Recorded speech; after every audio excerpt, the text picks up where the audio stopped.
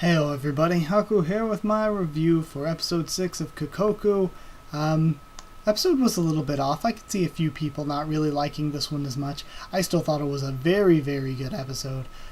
Not the strongest one they've had, because it wasn't as packed with content as a lot of them have been, but I thought it was still very, very good, like I said. So let's get through talking about this one. Starting at the beginning, Tsubasa actually takes out the cult leader. He chokes him out, ends up saving Makoto. I mean, he told him to run before the guy came at him with the knife.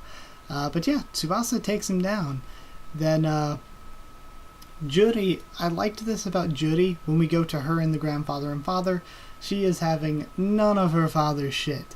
She is not taking any of this complaining about, oh, we should have made a deal or something. Like, Juri knows. She's seen them try to, rape and or kill people a bunch. She knows that you can't really trust making a deal with these people. So, Sako and Majima then find Makoto. Juri finds Tsubasa, who is starting to become a herald, and she knocks the jellyfish out of him to stall him / save him. Still, not really sure why on earth the jellyfish went to Tsubasa when that guy died, or Makoto for that matter. We still don't really have an explanation on that. I just now realized it. This isn't in my notes or anything. I don't know. Because you would think that means that somebody would come back every time somebody gets killed then, right? And why would it specifically be them? See, no idea. I don't get how that works.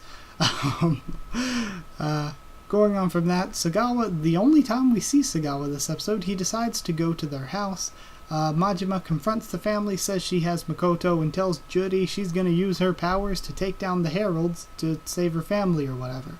So, Sako and Makoto, their scene together that we got to see, they were great together, and all throughout the episode, I thought that it was a funny pairing having Sako and Makoto together.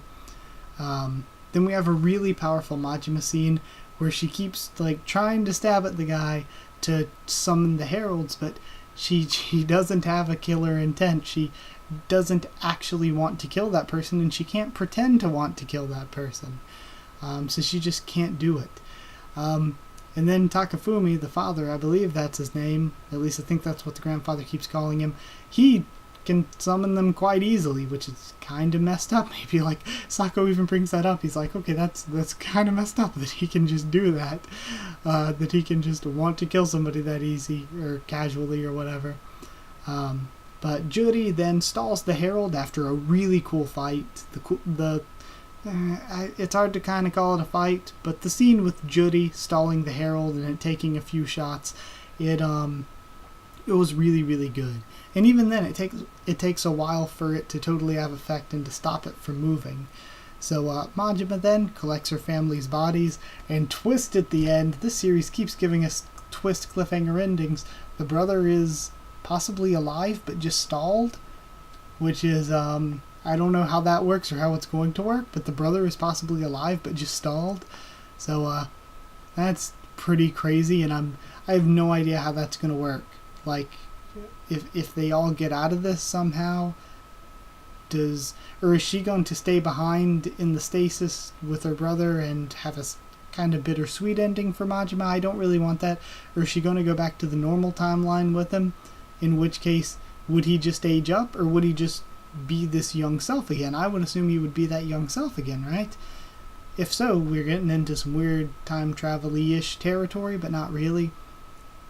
So yeah, I don't know how that would work. I guess you would just say, oh, it's my brother or my son now. I've just now adopted him. Yeah, no idea how that's going to work. Takafumi, yeah, like I said, a bit fucked up. Bit weird that he can sort of summon the Heralds that easily. But like I said, I thought it was super good. Not the best episode, because we've had episodes where just a ton happens. But this was still very good. I think the biggest part is that I love the characters. We're still learning new things about them, yet they all seem very defined. You can tell which characters, you can see how they're going to react to things at this point and get a read on who they are as characters, and I think that's very, very good. So I kind of struggled with what to give this one. There were other episodes I gave an 8.5 to that I was like, okay, this wasn't as good as those. But I also think it deserved more than 8, so I'm going to just go for 8.25. 8.25 stalled brothers out of 10, because now that's something that Judy and Majima have in common at this point, in addition to a few other things. But yeah, 8.25 out of 10. I hope you liked the video. So if you did like the video, comment down there to tell me what you thought of this episode and what you thought of my thoughts on it. Subscribe for more Kokkoku, much more on the channel. Follow on Twitter if you want. I can try to keep you updated there and stuff for the channel, or talk to you there. And if you want a link to our Discord server to talk with me, or more of us there about the show, not sure how many others are watching Kokkoku actually, off the top of my head. But yeah, if you want to talk to me or any of the rest of us on the Discord server, ask, I'll give you a link to that. That's it. So thank you once again for watching, and I'll see you all next time. P.S. Judy, top level waifu. High tier waifu.